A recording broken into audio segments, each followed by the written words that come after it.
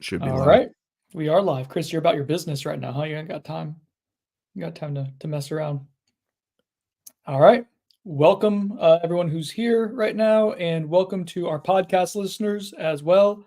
To On the Bench, I'm your host for this episode, Brendan Sinone. I'm making sure that I'm on Do Not Disturb so we don't get any phone calls. All right, we're good. This is OTB. I'm joined by Chris Nee, Dane Draper. I almost said Zach Blostein. Oh boy, this is a hell of a start, huh?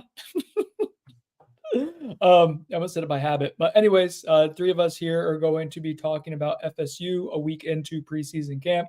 The Seminoles are 6 practices in.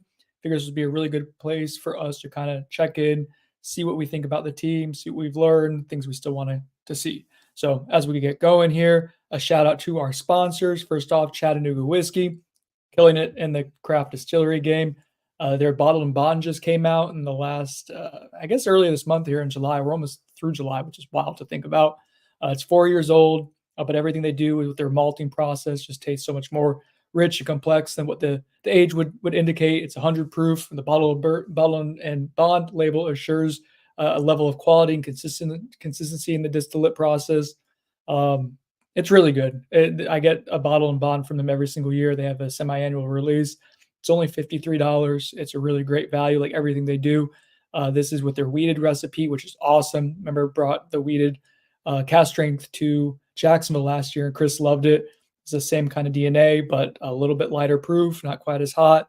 It's got flavor profiles of, let's see, candy ginger. This one they put there, which sounds delightful. Orange blossom honey, vanilla custard. So a lighter, more kind of refreshing type of beverage is what they're going for with this bottled and bond. But you can check out all their stuff. Their 111 proof is great. Their rye, their standard bourbon, everything Chattanooga whiskey does is exquisite. And then I also want to give a shout out to the Turner Group.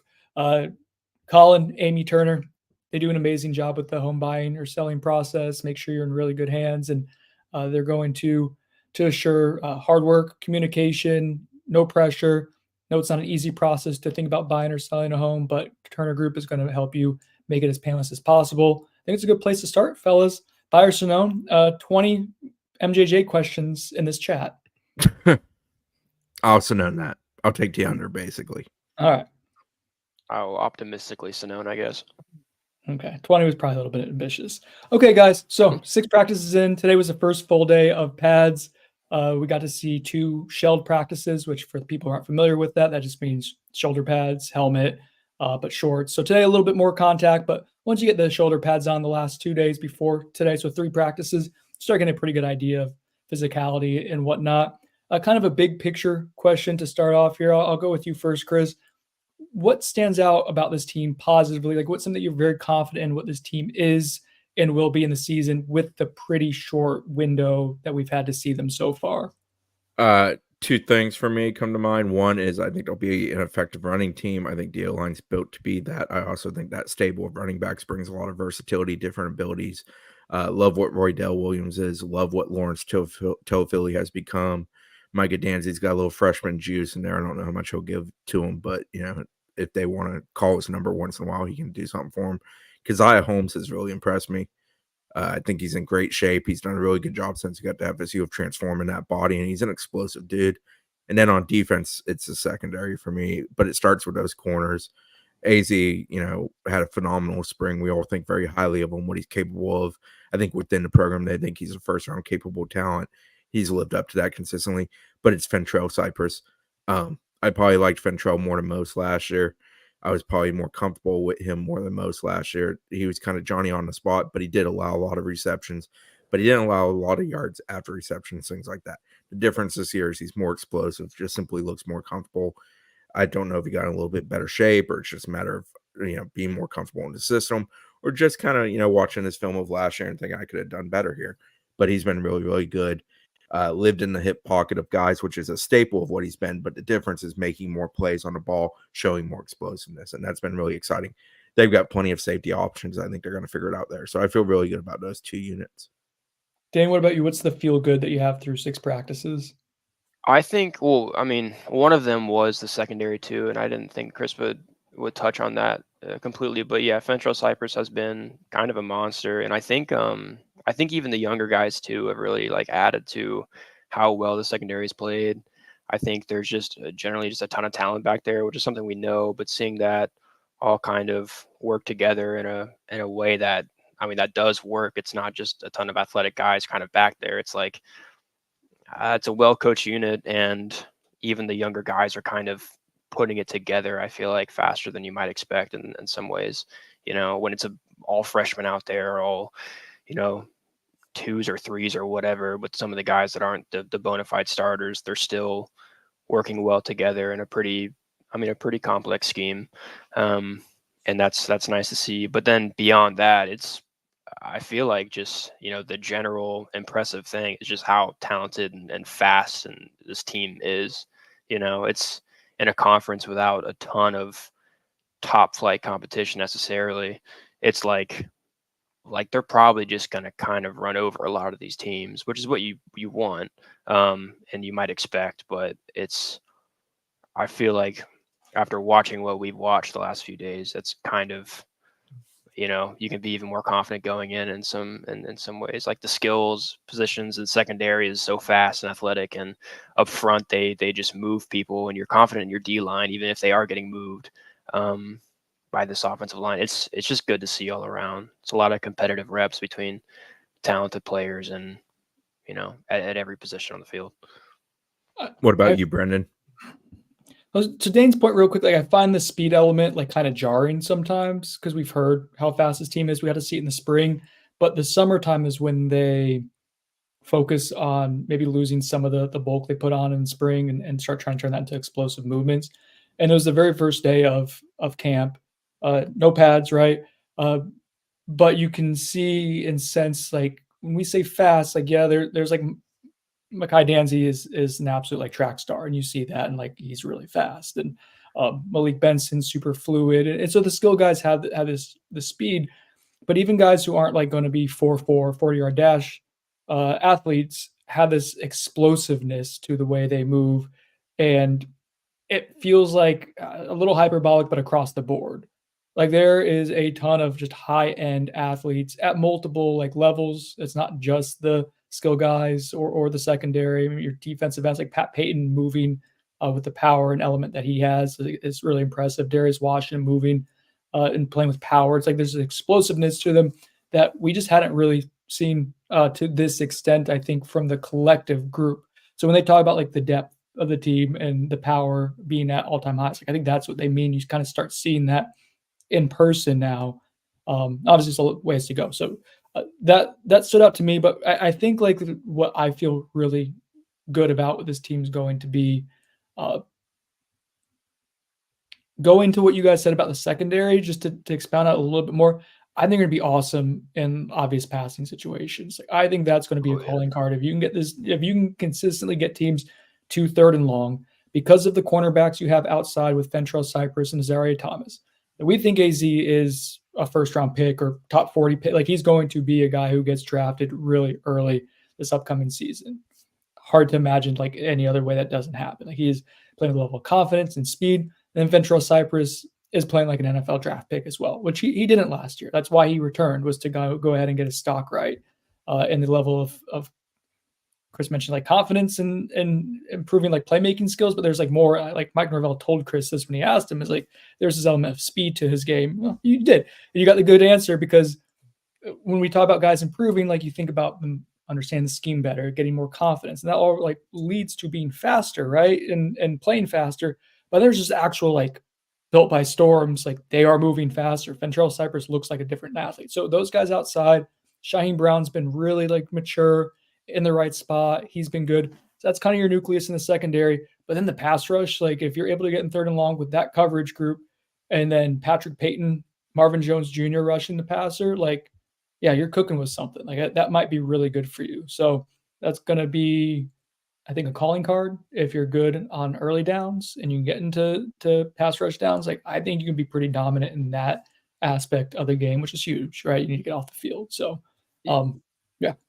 Yeah, and just to add to that, like I mean, the pass rush on passing down should be great and everything, and then your nucleus in the defensive backfield is great. But like I think this secondary, and maybe what I was trying to touch on my point, was like I think you're definitely deeper than people probably expect, because the young talent is at least a decent percentage of it will be like ready to a higher extent, I feel like, than a lot of people realize. Between like the guys we've talked about in the past, like Jabril Rawls and Edwin Joseph and Kadarius Jones at corner and nickel and stuff.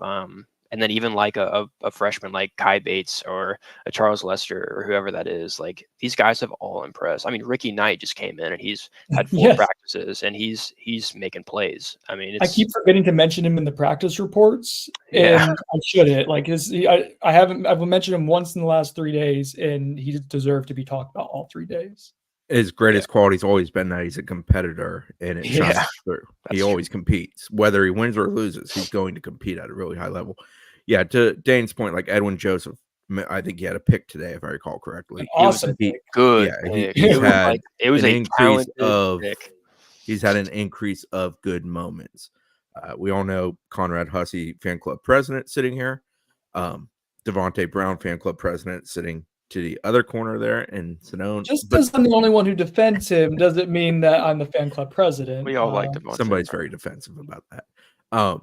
The point is, they have a lot of ability, bodies, capability. Quindarius Jones is someone that everybody in the program likes, super competitive, little handsy at times in the sense of he'll get some PIs, but you'd rather that than him be soft and not doing it. Charles Lester, big jump spring to summer, just in the sense of seeming more technique fundamentally sound. Kai Bates, who I think Dane mentioned, is another guy. He just kind of grabs your attention. He's got good size. KJ Kirkland's another one of those reserve safeties. Ashlyn Barker does his job very well, which is kind of like a box safety linebacker. The point is, a lot of guys fairly feel pretty confident about reliability of an upper tier of them. That's pretty deep. They should be really good in that back half. But it starts with those 2 corners. When you're going to have 2 guys live on an island and get away with it, it changes the dynamics of everything else. And I don't think we mentioned Earl Little's name. And Earl's been really good. Another guy who made a huge play today on practice number 6. And we all know the staff absolutely loved Earl out of high school. And I don't think he's disappointed as a transfer. I want to see Earl, what he did today. He had a really nice press coverage and turn and just find the ball, like making more plays. So you don't really notice him being out of position or getting picked on, which has been really good. But can he be a playmaker for you at that nickel spot? Because Darian Jones was so dynamic there last season. And it's a position that allows you to be really creative and be around the ball more than your average cornerback. So anyways, that's going to be a dynamics. Like what does he do to kind of ascend? Yeah, they're really deep in the secondary in terms of athleticism. The experience kind of lacking outside of the first wave of guys who we've discussed. But I think that is kind of emblematic of the entire roster for the most part, because there is a lot of pure talent, to Dane's point earlier about the speed of this team and the athleticism, right? Like I think it's across the board. Chris mentioned running backs. Like that's a group that has a handful of players who do something extremely unique and are really explosive. Mike Norvell talked today about the offense still developing consistency, but they know they're explosive. Like they feel good about that. And that's by design. Like they've built it that way. But I think like there's unknown still. There's aspects of this team that we're going to try to kind of sift through and figure out as we try to put the like parameters of what they can be, what they are, what they're most likely to be. And I find secondary is kind of like shows you that's your upside. It's what you can be with these high-end athletes. But like, is Edwin Joseph, does he's been kind of quiet this camp until today. And I guess yesterday he started to kind of show a little bit to me, but is someone like that going to be trustworthy and someone that you can throw in for 15, 20 snaps a game in a rotational capacity? So anyways, I think that secondary, I'm glad we talked about that to start off here, because that's been a really, really dynamic part of preseason camp so far. It's been a good group. Now that'll transition us into the other side of the coin, which is what's something that gives us pause. And I'm going to lead us instead of keeping open-ended. I'm going to pull up a user question here. This is from Danny C in the chat. Concern level with receiver room before camp started versus now on a scale of 1 to 10. A common question in camp when we do the practice reports and we're covering things is, well, is so and so winning or is so and so losing, right? And it's often kind of somewhere in between. So the defensive backs looking so dynamic because the wide receiver group isn't fantastic so far. So let's talk about the confidence level at wide receiver. It's a position group that we had a lot of questions about going in, and pulled up my position preview ahead of camp and called it a position of ifs. And I think my confidence rating on a 1 to 10 scale was a 4.5 out of 10. And that's at what a power four program should be. I think it's like a below average wide receiver group in terms of confidence, what I think it is right now, with a lot of upside. Chris, if you had to kind of put it in that 1 to 10 scale, 10 being a potentially elite unit, 5 being very mediocre, fine, 1 being maybe what 2021 wide receiver roster was for the P4 level. Bunch of dudes who couldn't get open. Well, 4th and 14 did happen, so it happened when it mattered. What would you give this wide receiver room based on what we've seen so far? Probably feeling like a 6 right now. I feel good about Malik Benson. I've been betting on Benson since the spring. I had to get that in there. Ja'Kai Douglas has had a good camp overall. Had one shaky day, but in general, over the 6 has been good. The long ball DJ Utatron today, where he ran straight through the door back into the IPF. That's the way it's supposed to look. Overall, I think Tron's been good over the 6 days. There's some younger pieces like Wayne McCoy. Somebody asked if he reminds me of Kenny Shaw. I don't love player comparisons, but smoothness, yes. He looks like he's skating on ice out there when he's running routes. He's just very naturally fluid and athletic. It's impressive. He does some things. He makes you take an awareness to him. Elijah Moore, capable freshman, hasn't been here very long. So there's plenty of good, plenty of bad that comes with that. But there's moments where you're like, man, that's a large human who's really athletic, who can be a massive threat for them eventually. I don't think it happens coming out of the summer, but he's one of those guys I'm hoping maybe as the year moves on, he gets a little PT in games, a little bit of a taste of the enjoyment of playing the actual game. He's going to take another step. So the point I'm getting at is a lot of guys in that room, capable guys. The thing for me is still sort of like, who's gonna be like, I feel confident in what Ja'Kai is, but who's gonna be the Robin to Malik Benson's Batman? And I think the hope is that it's Tron or Hakeem. And Hakeem's had some really good moments. There's also moments where someone in the chat just was giving us directive instead of a question. I think that the thing with Hakeem is still consistency. For every big play he's made, he's had one where it just didn't come in. Like it hit the fingertips, didn't happen. There's still too much of that. It was practice number 5, so not today, but yesterday. I thought the receivers had a very up and down day. I didn't love it. I think I was probably more pessimistic on it than the group as a whole. But it was sort of one of those days where I felt like that's the kind of thing where you put up a boatload of yards in a game, but you don't put up a boatload of points because you sabotage yourself with miscues. And it wasn't solely on the receivers, but there were moments that were on the receivers. So it's stuff like that. So that group still causes me pause, but it's capable of being very good. Do I think it gets there? I do actually think it gets there. I think that group is one that's going to be pushed very hard. Be it a scrimmages, first scrimmage for FSU is this coming Saturday evening. And I think that will be an area where guys will elevate. My concern is there's a few guys who are older who, for whatever reason, I just don't expect it to come from. Darion Williamson, pretty much related to health consistently throughout his career. Deuce Man, I just kind of have lost hope in it. Tron, we shall see. I have more optimism with Tron than I do with the prior two I mentioned. Dane, what about you? I'm more confident of what I've seen in camp than with the score I gave it going into it, but not a ton more. I don't feel like I'm scared about it. So what about you? What are your thoughts? I think I would have given it like pre-camp. I think I would have said like maybe a 5. I mean, like dead average for a Power 5 team, which is definitely less than what you would want if you're competing for a playoff spot. But I think I'm at like a 6. I mean, it's definitely more, but I don't think you can make it significantly more considering that like the biggest concern is that you don't have a bona fide like dude. I mean, that's the real issue. It's not that you don't have even like depth that can produce. It's not that you don't have talent, that sort of stuff, because I think you definitely do have both of those things. I think that's part of the big takeaway so far from camp is that you have so much speed and so much talent. Like these young guys like Elijah Moore has really stood out, which I mean, certainly I expected. I think a lot of people expected. LaWayne McCoy has stood out. That guy has him and Elijah Moore probably have, top 5 or I don't know. They have some of the best ball skills on the team, basically. Just some of the best natural talent, natural like football playing ability. They get open, they catch the ball consistently, and they are very competitive. Jaylen Brown has surprised me. I think he's a guy that can contribute more than people expected, or more than I expected at least. Hakeem Williams is another young guy, but that's more the expectation. And I think Hakeem's been solid. But who will step up and be, a real number one that can take on like a really good, if FSU plays Virginia Tech and like Dorian Strong or something, and who's going to line up against that guy and win 1-on-1? Like, they probably don't have that. So I'm not going to say they're much better than average, but they're deep with talent that other teams in the conference don't really have, and they have a lot of speed, and Mike Norvell knows how to use that speed. And it's probably a group that can produce, but I don't think them just by themselves is anything special, I guess.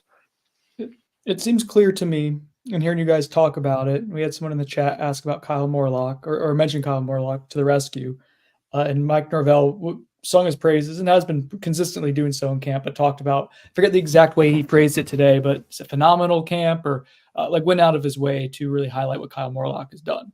And as I think about what the passing game is going to look like, and we'll get to quarterback soon. I can't believe we're 20 minutes in. We've barely talked about quarterbacks. I don't think even at all. But I think a lot of the passing game is going to be supplemented by players who aren't wide receivers, right? So that's going to be tight end Kyle Morlock, who is actually your leading wide receiver or leader in receiving yards from last season. Leading returner. Easy for you to say. Leading, what I'm leading returning receiving yards for FSU on the roster who was on the roster last season. There it is. Yeah, beautiful. Yeah. Lawrence Toafili has been really good as a receiving option, and it's not like I'm not speaking out of school here to say is that a camp or school. I'm not speaking out of turn here to say that like you can move Lawrence Toafili all around. We've seen it throughout his career. Like that's going to be in the plans. Like that you could put him in the slot, you can put him at wide receiver. Toa Wheelie, like you put him in the backfield and he's dynamic there, just as Clemson sans 2021. Yeah. You have guys, that's not even getting to like Jalen Lucas, and Keziah Holmes is like a decent receiver out of the backfield. You have options to kind of supplement the passing game, I think, the wide receivers to an extent. If you're able to figure out whether it's Tron or Hakeem as that number 2 wide receiver, that complementary piece to Malik Benson, that'd be huge. I don't know. So like someone like Hakeem, I think it would have to, like, I think we would see it coming along, kind of like how we did last year. And it'll start just kind of, once it clicks, it'll start building on itself. I don't think we're quite there yet, but he is further along in camp than he was in spring. Yeah, I think Hakeem's primed to be really good in several games. I think the concern with Hakeem is how consistently will he be reliable. And I know dead air is not great. That's a question. That's a question that we don't know yet the answer to. Or we might know the answer right now. He's probably not reliable.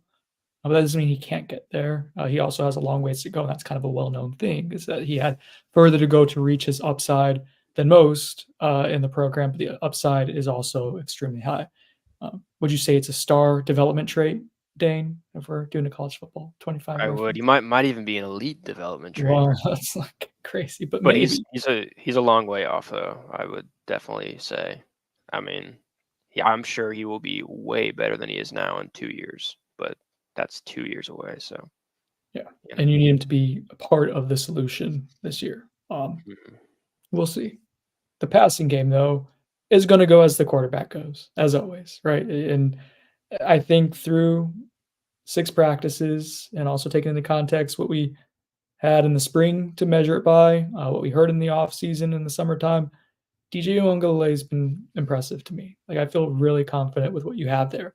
And it's in the context of, my expectation isn't for him to be a day 2 draft pick. My expectation isn't for him to be a Heisman Trophy candidate. but is he someone who could be in the conversation as an all ACC quarterback? I don't think that's crazy. And what you need from him to be in that conversation is to kind of like a lot of other parts of this rosters be consistent. You know, he has an amazing deep ball that's in the arsenal. We've seen it throughout his career. We've seen it at times here already at Florida State in practices. How does he do with the mid-range game? How does he do while he's on the run? How does he do with short game? I think Dane, like, he's been really solid with those aspects through camp. Like, I think that's what's encouraging me is the quick release, being pretty accurate with some of the layups that he doesn't always hit in his career. What are your thoughts on what DJU has done this camp? Are you seeing like progression in those areas beyond just like, yes, he has a strong arm? Yeah, I mean, the consistency is what stands out to me. That's something I think I've pointed out like every day. Yeah. And today especially, I think I made a note of that. Just like he's been consistent, and I feel like he's kind of like progression isn't linear, but like he's been somewhat linearly progressing so far. So you have to point that out. Which is He's good. been good. Yeah, Which of is, course. you want to Very keep good. getting better consistently. That's awesome. Yeah. And consistency, if that's his biggest question mark, because we know the talent's there, then that's great. I mean, he's been decisive. He always has kind of the I want to say aura, but that's such a weird word. Like someone who is like a veteran leader. He has that energy to him, and that's not a surprise coming from him, but that is very much there. He's just very comfortable, and it's showing in his play, I think. I think the biggest thing with DJ and with FSU being DJ's team is basically understanding playing to his strengths. And when you do something that maybe isn't a comfort zone item for him, how do you put yourself in the highest probability of it being achievable? I think that's where they've learned a lot, both parties, about one another since the spring. And yeah, the vertical ability to throw is unbelievable. He hit one to Tron today, threw it on the pylon. It was just awesome. Like it's not defendable unless the safety's cheating very deep and gets over there. But even in that case, it's perfect. Yeah, another one where he just, receiver one to the middle, going vertical, put it over top, very easy football. He's done that a few times with Ja'Kai, and they've had mixed results on it actually being completed, but it's consistently there. So the point is, like, the vertical game is going to be awesome. The ability to hit explosive plays is wholeheartedly going to exist in the passing game for this team. I think the biggest thing with him is the short and intermediate, but especially the short.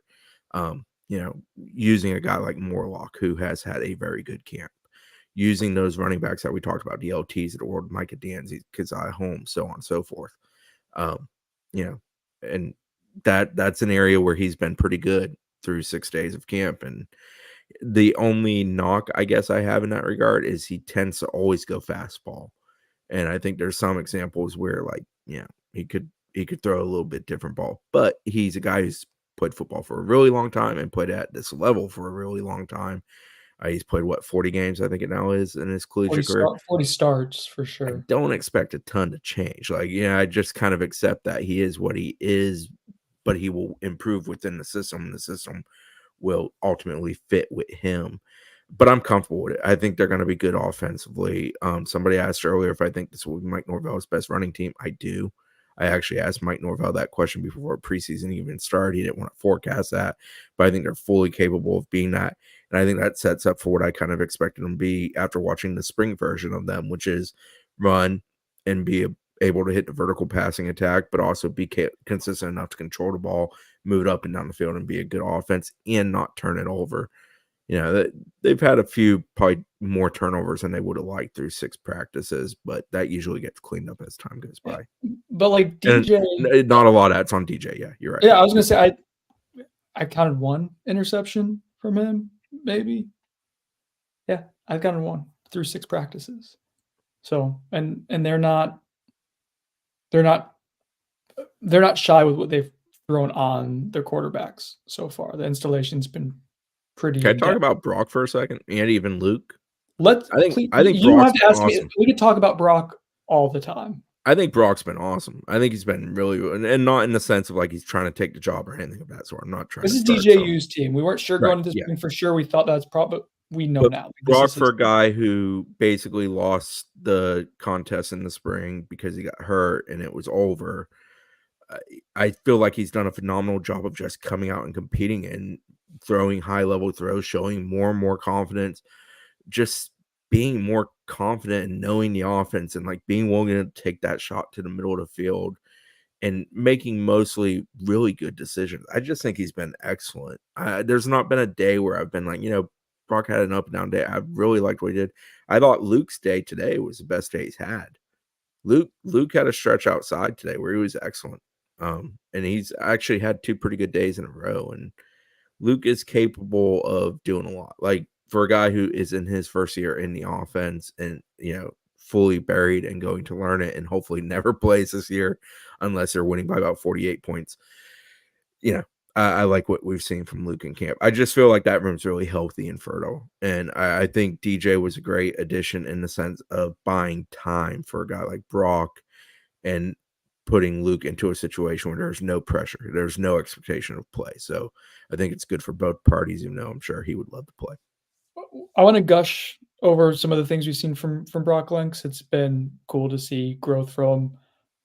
Spring wasn't fantastic for him, and he's responded really well. And I want to talk about that. But Dan, real quick, you've spent a lot of time watching some of the younger group of players. So you've seen a lot of Luke Romanhoek, the true freshman quarterback. What does stand out? I mean, you nodded your head like adamantly when Chris said he's been good the last few days. Like, what stands out about his game? Yeah. I mean, okay. So another thing, if you're going to talk about Luke, everyone already knows the arm talent is obviously there. He was a borderline 5-star recruit, and a lot of that's almost entirely that is based on his ceiling as a passer and as an athlete, whatever it is. He has a ton of arm talent. Like, yeah, that shows up immediately. We know that, but he's also very, very raw. He's been playing quarterback for like 2 years, pretty much, or playing. He played high school. He played quarterback for his high school for like 2 years. Started because he was behind Griner or whatever the guy's name is. That's at Holden Auburn Vernier, now. who went to Hold it Auburn. again, yeah. Yeah. He was a safety before that. I mean, we know like FSU knows how raw Luke is kind of going into the season and stuff. He's not a guy that, like Chris said, you don't want him to see the field if he needs to or something like that. That's not good. But he has been decisive in a lot of moments. He seems confident. He delivers a good ball when he is decisive. Like he's already, he's doing multiple good things at once, which is cool to see. It's not just, oh, he made that right read and he threw to the right guy. It's like, damn, that was a great ball and that was thrown with great timing and it was to the right guy. And or even when he takes off or something, it's like that was the right thing to do. That was clearly a high-low here or whatever, and that was covered up and blanketed over, like, and he took off, and there was a hole there because, of course, there is because that's where space is. Like, he's very impressive in a lot of ways, but for how raw he is, I think he doesn't. Maybe he's developing ahead of schedule, is what I'm getting at, and that's awesome to see for a guy who's like so talented. When he throws with good technique and good fundamentals, basically doesn't open up his arms and solely rely upon his throwing arm, he throws great balls. And it's one of those things where I think as he gets more comfortable with what they're doing, technique, fundamentals, just working with him, repping it, I think that's going to shine through. There's times where he just because he does have such a live arm where he'll get himself in trouble because he'll throw a little off balance or kind of open chested and it's all arm and it's just not working. And it's like we saw more of that day 1 and less of that day 6. And one thing I like, prior quarterbacks that have been here in recent years who were buried on the depth chart, I didn't feel like they always took advantage of practice reps, that they just kind of went through the motions, and it irritated me. I feel like Luke takes advantage of every rep before him, and I think that's a great quality, and that's something that Brock wholeheartedly is doing currently, because I think Brock understands he's not going to start, but he needs to be prepared if something were to happen to DJ. And I think both of those young men behind DJ have done a phenomenal job of just taking advantage of reps. Like, there's been miscommunication, bad moments through 6 days, but in general, those guys have just been after it each day they come out. And I like that. That speaks to a room that is going to presumably continue to progress in a really positive manner and set yourself up really well for the long-term future. we had reported, like when we were doing the T series a couple weeks ago, that they really liked the health of the quarterback room and just where it was from just a pecking order.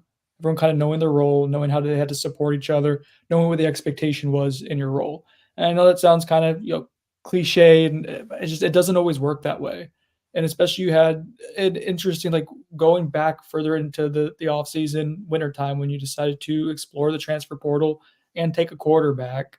Uh, you had to find the right guy, right? You had to find a good fit, and you had to be delicate with it because you had someone in Brock Glenn who ended up starting late last season, and no, it didn't go particularly well. But that was someone who wanted to. That was probably an understatement, but we all know the circumstances around it.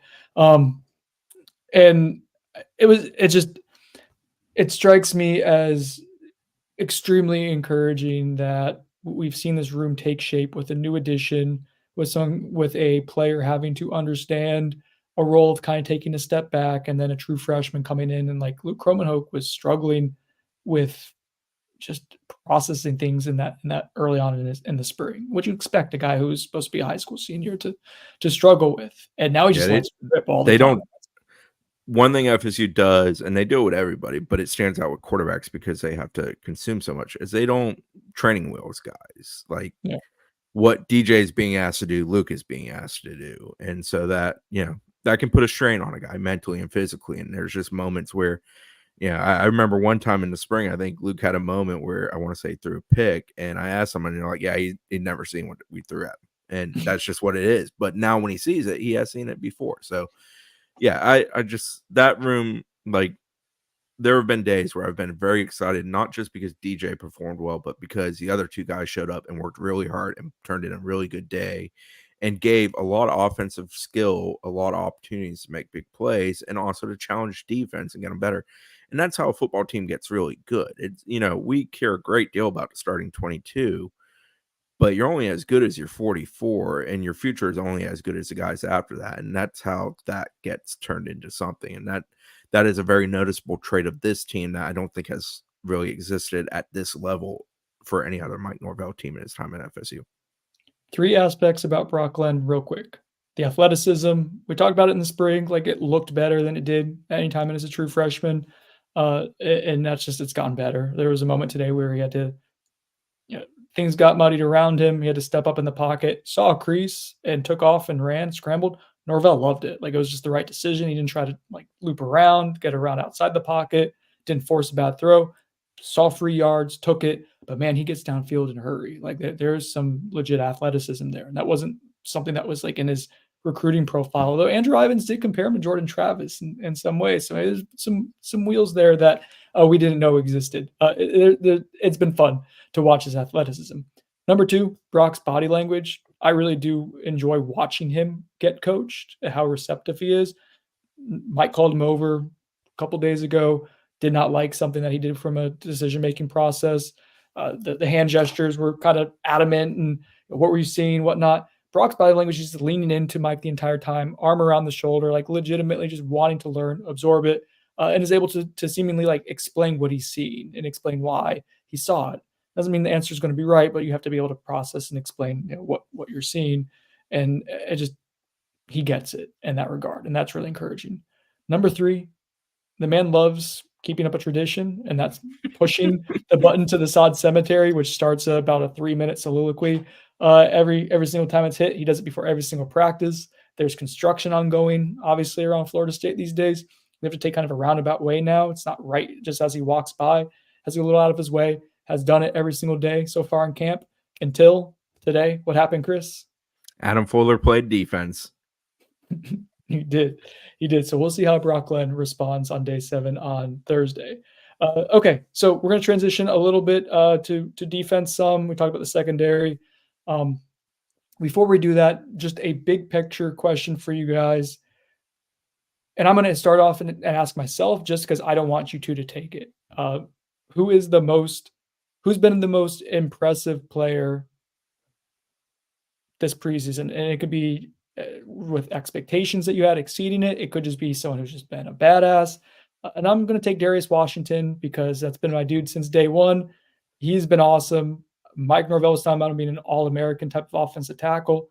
even as someone who's been like the president of the Darius Washington fan club, the All-American was ambitious when Mike was saying that back in May. I get it now. Like, he's been really good. Good things happen around him.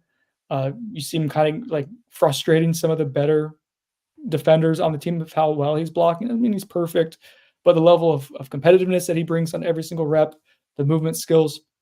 Chris mentioned he had a pass rush rep yesterday where he just took I think it was Byron Turner. It was a solid, like a sort of caught him, and then he moved him, and I'm like, hey, that's a new piece of the repertoire. Like the catching and moving the feet and staying in front. He's been good at that for a couple years now. The literally lifting a human and displacing them while doing it with direct purpose. Yeah. And that's a big time thing for O-line. And yeah, he did that. And I was like, yeah, Darius has been excellent. One that I asked Mike Norvell today, sort of a question directly pertaining to this. I've loved how many guys that we expect to be guys for them, that should be, because they've been in the system for years, that are just really talented, and how good they've been through 6. Darius is one of those. I'll go with Lawrence Toafili. We always known he's been a gadget guy that could do some things for them, but I think he's been a more consistent runner in the sense of you can run him just more, give him more carries in a game. He's also just a more natural receiver than he's ever been in his career. He's made 2 to 3 catches that have just been phenomenal over 6 days. And he's made a lot of, relatively routine to somewhat difficult ones look simple, but he's had a few where it's like he went and got it, or he like bursted to finish the play to get to a spot where only he could catch it and was well placed. And I think LT's been phenomenal. And like, I used to joke that we talked to LT too much, I think 2 years ago, and, for the production that he was having. He now feels like that dude. But yeah, D Wash is another one. There's a couple more. So I'm wondering if Dane has somebody else he can throw at us. I got 2. Go ahead. I think both of them probably. I think one, I'll let you have the more obvious one because AZ's one of them. No, actually. Whoa. Pat Payton. Pat Payton should be. No. Okay, I'll take so my Pat 2 Payton then. was almost my other one because he has started practices with field goal blocks. He's just been super Pat active. Payton's absolutely filling that. Also really impressed me. I've noticed him, like, and it's not for show. He is coaching younger guys, and he is taught. Like Aaron Hester had a moment today where he didn't basically clean a guy off him the right way, and Peyton got right in there and he immediately told him what you need to do with your hands to do your secondary move to go. And I just thought, like, that's awesome. And Pat Payton's a guy that, like, Brendan thinks he has photographic memory. Oh yeah. Yeah, and it shows. Like watching him do that stuff, it shows a little bit. Right. So, all right, go ahead, Dane. Who's your 2? I'll say 2. Okay, so honestly, I just kind of forgot about Pat, but he absolutely is that. He's been an absolute alpha dog out there. But my 2, I tend to think about the secondary. I'll go Fentrell Cypress because he's been, again, just a monster so far. Like, exceeded expectation. He's been as good as anyone, I think, through 6. And then Shaheem Brown. Yeah, Shaheem's a dude. But again, all guys that should be guys, and they have for sure. That's a guy you hope was going to take the next step. And I feel pretty confident saying he is. Like he comes off as someone who absolutely knows he's supposed to take that step, and it's not just that he's supposed to, but that he is that guy. That's the kind of energy he gives off, I guess. I roll my eyes on myself. But yeah. But he shows it though. Like it's not just the comfortability and the kind of the leadership role he's taken, which I think he absolutely has, but he's bigger and I think more explosive than he was last season too. I mean, he looks like, I think I said this to one of y'all a few days ago, but it looks like final form, like final form Shaheem Brown kind of. Like this is what he's going to look like when he goes to the league and stuff. The Blastoise version. It's a Pokemon reference. Yeah, there's other guys, though. Sure. Nice thing about the exercise, Kyle Morlock, who we talked about earlier, has had a phenomenal camp. Yeah. He's looked like a true tight end 1. Yeah, he's exceeded expectation. He's not what we're talking about, I think. But yeah. Mo Smith's been really good and consistent. The boxer, you can't knock him down. Closer to that. Snapping important to you. Both those DTs I think have been very good, and Daryl and Josh. So yeah, it's refreshing that like of the 22 you expect to be like your primary guys, you feel pretty good about a lot of them showing up. Like there hasn't been like, man, he's just been disappointing. I don't feel like I've said that about a guy who I truly think is somebody they got to rely upon. There was, yeah, I don't think there's been anyone that you expected like. I'm trying to think because I probably should have thought of that before starting. Quarterback, no. Running back, no. I just don't know if I say something anywhere remotely close to negative, like it gets blown out of proportion, it gets magnified. So I don't know. Like I think there's still ongoing competition at right tackle between Jeremiah say Byers and Robert Scott. Like, yeah, I was going to say Byers is one that you want more. Byers still has those moments where they're bad, and they're Rob's not been often better than we thought he would be. Yes, I think that's probably a bigger part of it, in my opinion. That's what I would have said. Yeah, but yeah, like that's one I land on. My expectation. When I think about this exercise, it is Byers. So real quick, just a side note on Shaheem Brown. Fun play today where Tamir Hickman-Collins, freshman linebacker, gets outside, and there's a play that bounces like to the field, and he basically blows up a blocker to make sure that the play gets like kind of rerouted back inside. If he doesn't blow up the blocker, that's probably a touchdown because he gets sealed. He hustles, he shows good power as well, but it's like the effort to go ahead and do that. Shaheem Brown probably comes from like 20 yards away and just gives him like a pat on the head, like, yep, that's what you do. And just that's the kind of stuff with Chris talking about Pat Payton earlier with Aaron Hester. Like Jared Verse was so great at that. Fabian Lovett was great at that. And that's the stuff you have to kind of keep passing along for this to keep working at the level that it's been working at the last few years. So, guys, we talk about like things that expectations, maybe things that we've been looking for that we, I don't want to say don't feel great about, but the questions, right? Like the questions that still are unanswered, the uncertainties, the things that maybe don't give us the warm and fuzzies. Still, we talked about wide receiver. Well, I think it's better than where it was in the spring. There's still things to be determined there. On defense, I think going into the summer, the two position groups that really had question marks. One was a depth perspective, defensive tackle behind Darrell Jackson and Josh Farmer.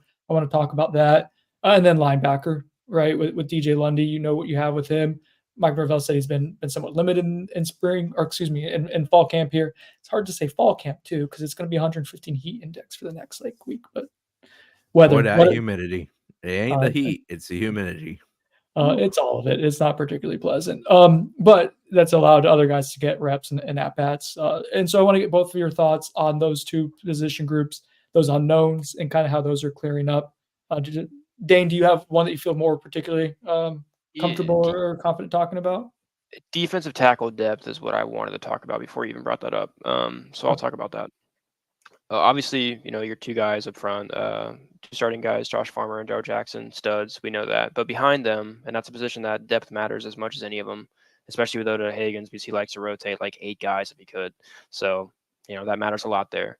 And there aren't a surplus of guys that position room to begin with. Of guys you want to rely on, there's really Grady Kelly, Daniel Lyons, and KJ Sampson. And KJ Sampson's a second-year guy. But I think going in, we fully expected Daniel Lyons to be kind of the third D tackle.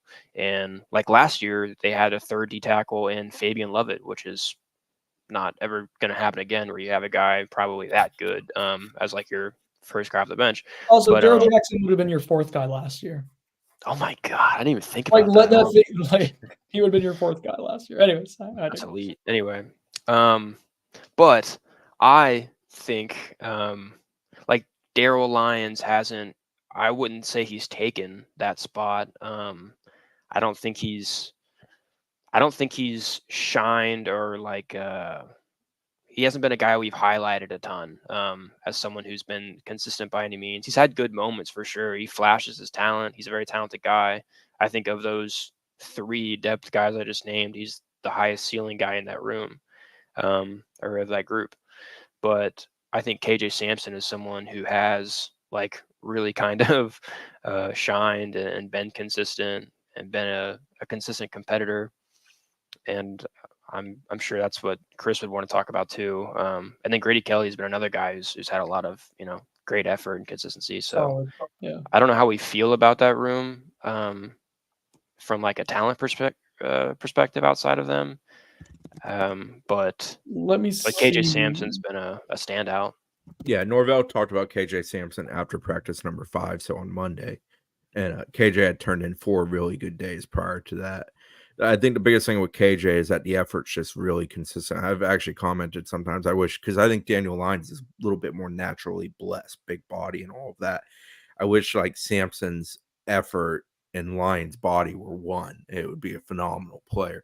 Lyons' biggest issue, truthfully, is just he plays too high sometimes and it gets swallowed up because of that. People get their hands on him, kind of take him out. He's fully capable, but again, another guy that's got to show more consistency with doing it the right way. Tommy Waduro-Jay's worked a lot in that room. I think he's kind of the wild card of the bunch. Grady Kelly, I think, is sort of your confident third. I think you know what you're getting from Grady Kelly. It will be good. It will be serviceable. It won't be special. That room will take a step back from what it was last year. 1-2 is going to be excellent with Farmer and Jackson, and I think they play a little bit more significant rep-wise. Maybe than last year, where the rotation was a little bit deeper and more quickly going to, because you did have a guy in Fabian Lovett who's now in Chiefs camp, for example. So don't love the depth, don't hate the depth. I don't think it's a weakness, but it is a room where like we need Daniel Lyons to become the best version of himself, or KJ Sampson to be even further ahead of schedule than he kind of looks like, or Tommy Waduro-Jay to come along. One of those happens, you're probably fine. A couple of those happens, you're sitting pretty, in my opinion. I had a 7 out of 10 confidence grade on the position P4 level. I feel that way about it. Yeah. Still.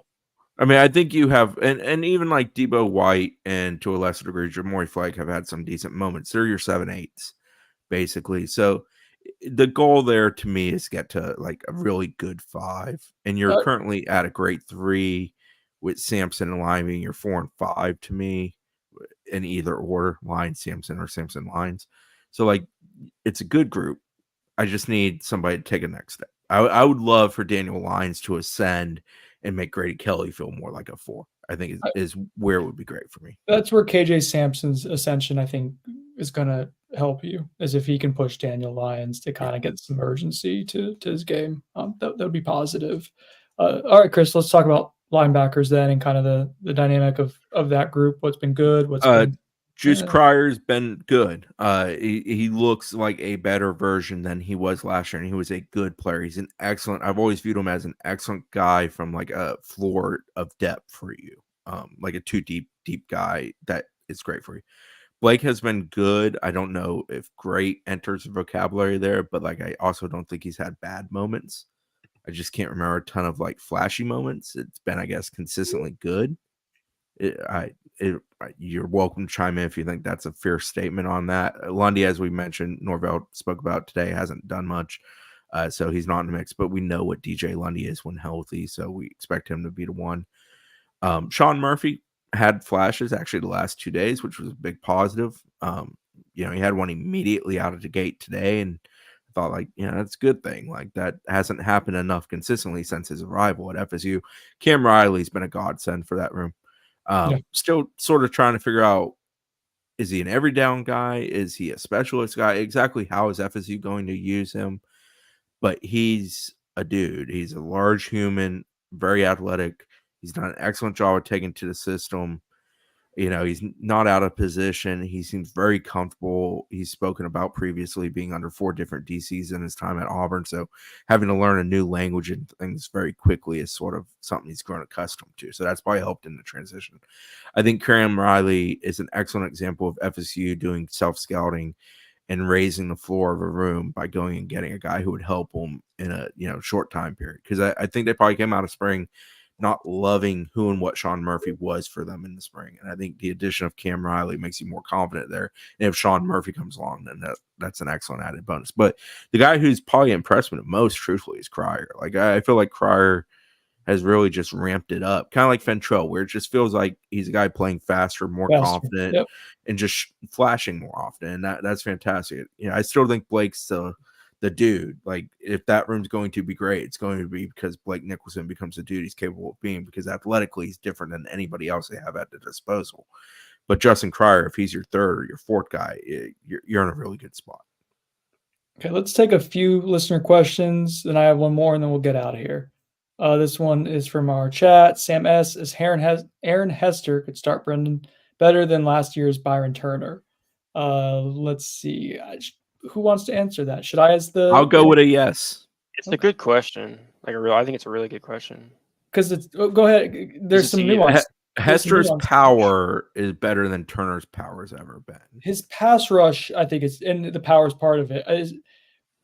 He's a little over dependent on bull rushes. That's like he's just long and he uses leverage and technique well because he's old and he knows how to do it by now. And he's long at like 6'2", well. So it's an interesting. Yeah, that's build. He's really long arms, compact midsection or whatever than long arms. I'll put it this way: I think he'll be more impactful as a pass rusher than what Byron Turner was last year. Byron was actually good, like against the run, especially like some space stuff. Like he was actually solid there. I think he's just gonna have a pass rush move to really help you a ton, and I can get washed out a little bit too when there was bigger offensive linemen and tight ends like double teaming him and stuff. But anyways, Aaron Hester is gonna help you out this season. We didn't have that on our bingo card going into spring practice. It's been a pretty steady ascension for him. That's Dane mentioned with DJU, like just kind of gradual progression. Practice after practice. I feel like that's been the case for Aaron Hester for a few months now. T-Braze57 on Twitter, or X now. Can you guys talk about Fitz, Mastro, and special teams in general? Chris, let's talk about the Aussie, the local place kicker, and some speed at the return positions. Mastro has been very good.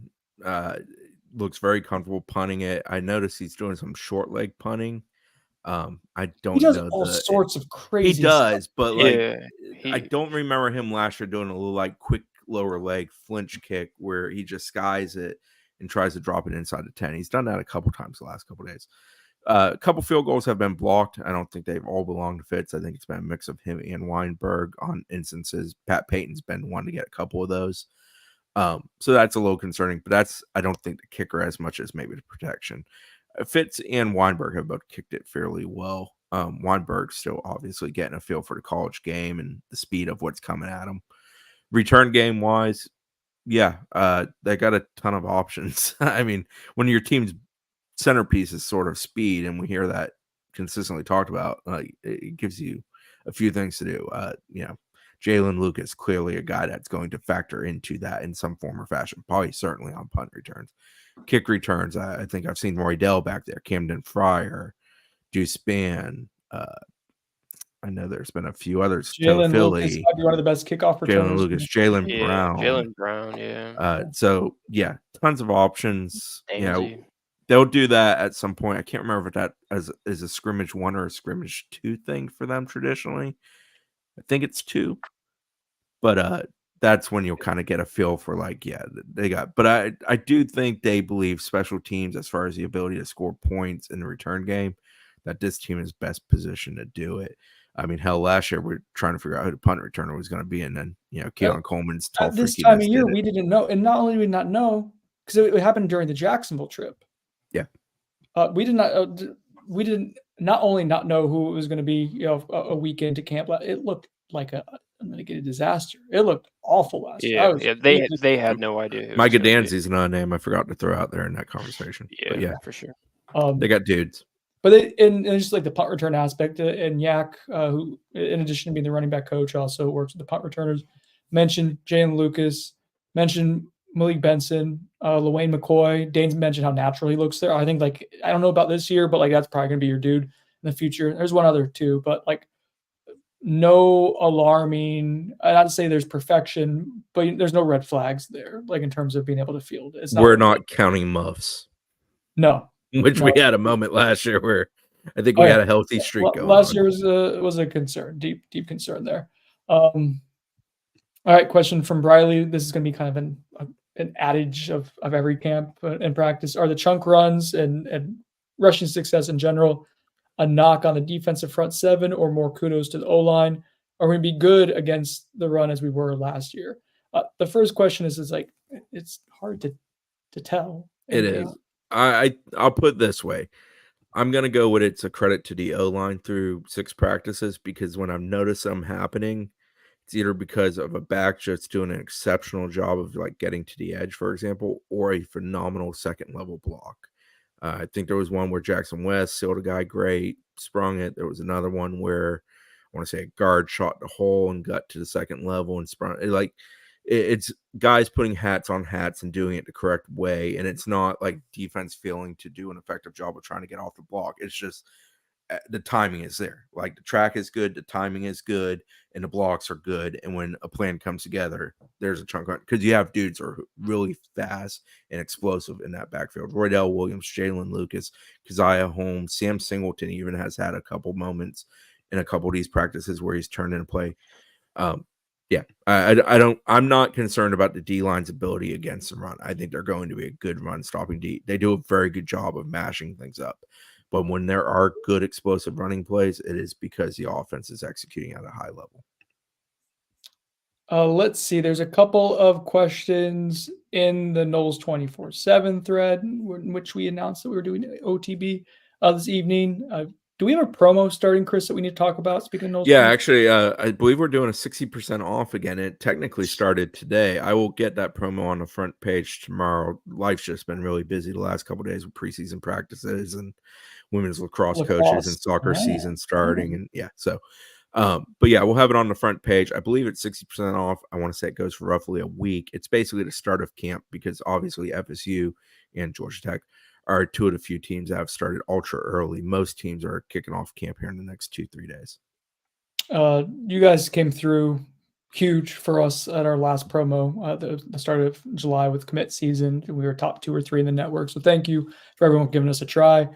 This is the time of year where football content is keen, and take a lot of pride in like the practice reports we do, and guys like Chris and Dane and Brett, myself, when Fink's back in town, like we paid a lot of attention at practice. We care about that process and having eyes out there. So that's where you can go to go ahead and consume FSU football content daily. And that's specifically the practice report stuffs for VIP subscribers. So if you want to give us a try, it's a good time of year to do so.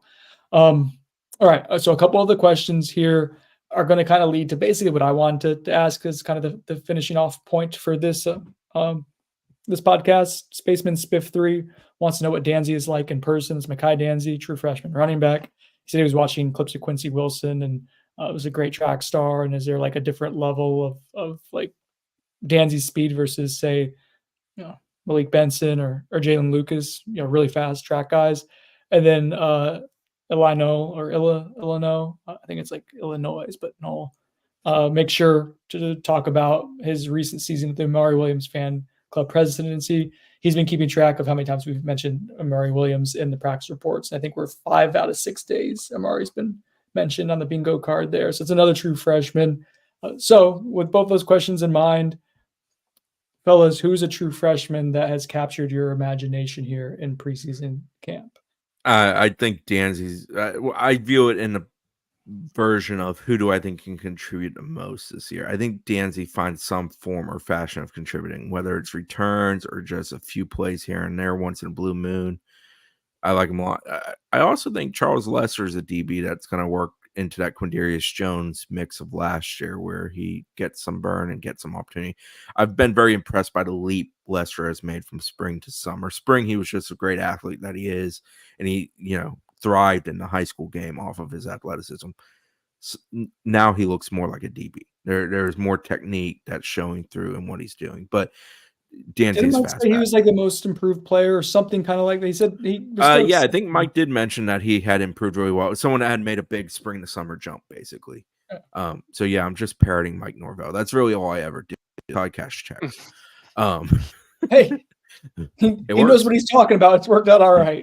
But no, Danzy is like, he's fast. Like he had one down the sideline the other day where he peeled away from people. It's kind of like Jalen Lucas, where it's like, man, when he gets it, he's kind of a cheat code. You know what's weird though, Chris? Like Jalen Lucas looks fast. Mekhi Danzy doesn't look fast until Mekhi Danzy's a foot and a half taller and stretched out. Well, Lucas is this little tucked in thing. I mean, Lucas the other day moving at a different speed. That's true. I was watching Lucas in motion the other day behind the O line from the end zone, like from the back angle, and he's crouched and the O line's playing a little high pre-snap, and I'm like, the defense can't see him. He's just hiding back there. He's listed at 5'9". As someone who is also listed, I'm listed at 5'9", and that's we all on our license. I'm 5'9" and like 250 pounds on my license. I am neither of those things. I just wanted to let that sit. What do you guys think Jalen? How tall do you think Jalen Lucas is? If you had to guess, is that Today, bad no, of a six? guess? he walked Can by we do that? Lucas Simmons today, which, by the way, pat on the back for myself. Been getting names wrong all the time lately. I have not confused Jalen Lucas and Lucas Simmons once, and I'm going to talk about them both in the same context and completely derail all of it. They walked by each other today. You want to talk about the contrast of the human body? Holy crap!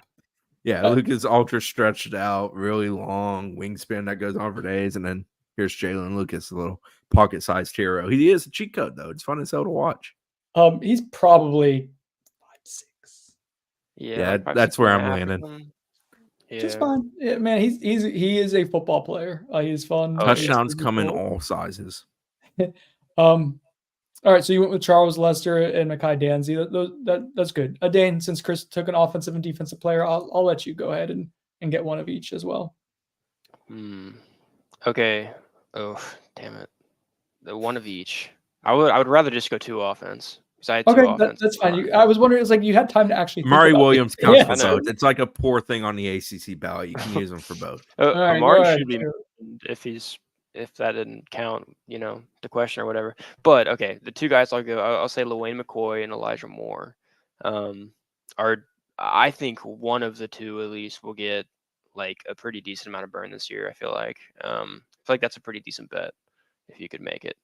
Like they play a similar position, I think I can say. Wide receiver. And, sure, wide receiver, Brennan. Hey you. Yeah. So What would you say a both really 9 wide talented. receiver does? I can do that. Oh God, here we go. Can I say that? I mean, they moved This people all isn't over the time place. to I ask don't that think it's question. crazy to say that Elijah Moore, the 6'4", Of sure. for hands. They're both Right. one-on-one winners, and that's they what sure that are. position entails. They're But it's both different. dynamic.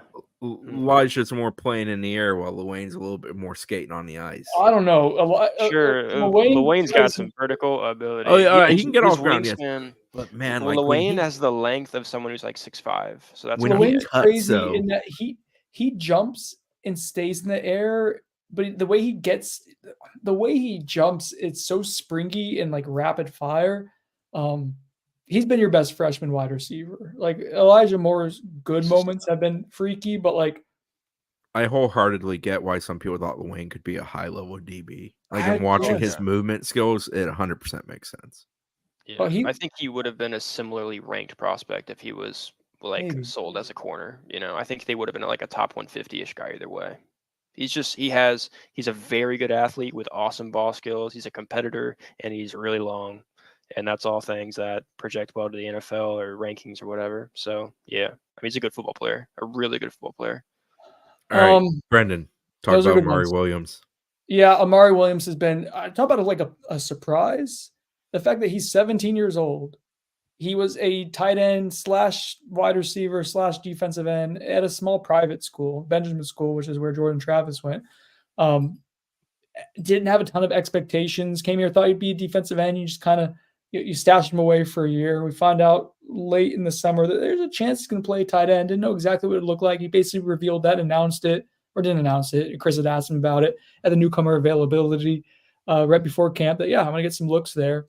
And he's gotten looks there. And damn it, like he is going to be a good player in time. There are legitimate receiving skills and just movement ability right now at 17 years old that are going to give him a chance to contribute in some capacity. They have to be very specialized, but like he belongs. And as like the pads have come on, he hasn't really disappeared. I thought yesterday was a little bit more quiet, but like today he was really good again. So that's been really encouraging. Hat tip to Preston Brady, member of the support staff at FSU. He's kind of been Amari's like shadow buddy. Yeah. He talks to him on the way into practice. He's around him a decent amount in practice. He's done a good job, I think, of kind of helping him understand this is what you messed up here. Don't do it again. And then goes and has a good rep. I think that speaks to how they view Amari in terms of like there is a coach who is spending that much time with him each day. I think that portends to like, again, he's someone who can help you this year. They're preparing him for something. It's based on just the way they talk about him, the way they use him, what we see, and just how he moves. Like, yeah, do you agree with that, Dan? Yeah, I think it's like a recognized importance. Like it reminds me kind of how Hakeem's been. He was like that last year. I feel like a good deal. Like Mike had kind of a special focus on him, and I think that's still true to at least a degree. But yeah, it's like you really wanted this kid, he can be really good. And if he's really good sooner than later, which is very possible, then that's an impactful thing for you. So yeah, Mari Williams is definitely a bit of a freak. My other guy, yeah, definitely. My other freshman, I guess, would be Kai Bates. I'll go with, and I really liked his high school film. Has amazing ball skills for the cornerback position. But seeing him in the spring, I thought he was a little thin. I was like, I just didn't know exactly how quickly he would have a chance to help. He's made really big strides in the offseason. He's had, I think, about 3 really good days in a row, and those have been 3 days with pads on. And he's been physical. He's been super competitive. When he allows a reception, I feel like he's in good position. And seeing that this early makes me think like he'll be able to help you. I don't know about in the defensive back rotation, but special teams and who knows like by the end of the season what it looks like. So he's been good. So we just talked about 6 different true freshmen. Oh yeah, Luke Kromenhoek's really good, and he's not a newcomer. He was in the spring, but he's been awesome. Cam Davis has been really good. John Daniels had one day with a couple of reps where it jumped out at you there's when they something got there. chippy. That was a day in shoulder pads, not in full pads today. Manasseh Tite's light feet, long arms, once in a while make an appearance. Like, yeah, all in all, the freshman group you watch and you're pretty confident. A nice thing about this football team is the exercise of who doesn't belong is a very short exercise, and that wasn't true a couple years ago. Denos White is another guy who's, I think, further along than I'd expected. He's got to get Jamoy Flagg's conditioned a right. large human. For sure. He is. He's someone who's going to really benefit from the next. I don't know what I missed, but we would keep going. He's someone who's going to really benefit from being in the strength program. But they like his effort. He is huge. Yeah, there's something there. Landon Thomas, he will help you this season. Like he's a guy who's in the plans. D.D. Holmes is a unique frame with good Looks the part. athleticism. Yeah. Learning second moves and the repertoire at the position is kind of the key for him moving forward. But he stands out in that room because of the physical traits. I think he's adding weight too right now, and I feel like if in a year he might look like really good physically. Because his frame is definitely like exactly what you want at that spot. I think like 80% of the freshman class, you think nailed it. Like the clear path to being a 2G player within a year. Exists. Yeah, and there's a decent amount of guys from last year's class where you feel really good about the jump they've made. Cryer, who we talked about, is one. Andre Otto is another one. Mm-hmm. There's several. And so there's guys we haven't even mentioned, like a Camden Fryer, BJ Gibson. Who knows what kind of movement, what kind of strides they'll make in the next year or so too. But the names that we mentioned in that top 6, and then a few after, all have potential to help you in some capacity or another this season. Which is cool. It was a really good high school recruiting class, the best this staff has put together, and it looks like that. So as we get out of here, FSU is off on Wednesday. They return to practice on Thursday. Got Thursday, Friday, scrimmage on Saturday, and then the next week you got Jacksonville. Yeah, Jacksonville was late next week, so I believe they're off Sunday after the scrimmage. Here, I'm pulling it up real quick. Yeah, so Sunday they are off, and then Monday is practice 9, and then 10 on Tuesday, 11 on Wednesday at Jacksonville, 12 in Jacksonville, 13, or I'm sorry, no Friday. They're off Friday because they prepare for the second scrimmage on the 10th, which will be next Friday. Next Saturday. Yeah, they're off next Friday. Yes, all right. We did a fantastic job. We got it. But yes, Jacksonville is next week, and Jacksonville is always sort of interesting pivot point of the preseason because I think it's where you go from so much installed. It's just a little bit more. Let's be honest, it's miserably freaking hot. It's dialed up. It's usually buggy. You're on one field, and it's not near as comfortable as your home, even with the construction going on around Doak right now. And it's just sort of like one of those places where guys have emerged, moments have happened. Jacksonville does something with that team. It's why Mike does it. And so we have to look forward to scrimmage, Jacksonville scrimmage. Yeah. And somebody asked you to coaches meet with us after the scrimmage. We have we don't get to see scrimmages. That's one thing that's closed. Yeah. We have virtual with Mike Norvell and a coordinator after the scrimmage, and then we speak to the other coordinator the next practice. That's how it's set up this preseason. And we'll try to hustle and talk to different sources and be respectful to their process as well, to not spill everything, but want to know who performs well and whatnot. The scrimmages, it's important for you guys. I know care about it, listeners and subscribers. So we will hustle, but they also do a really good job of, like, Mike's very forthcoming about what happens in scrimmages when he shares it. Like, that's checked out over the years. So, like, Yeah.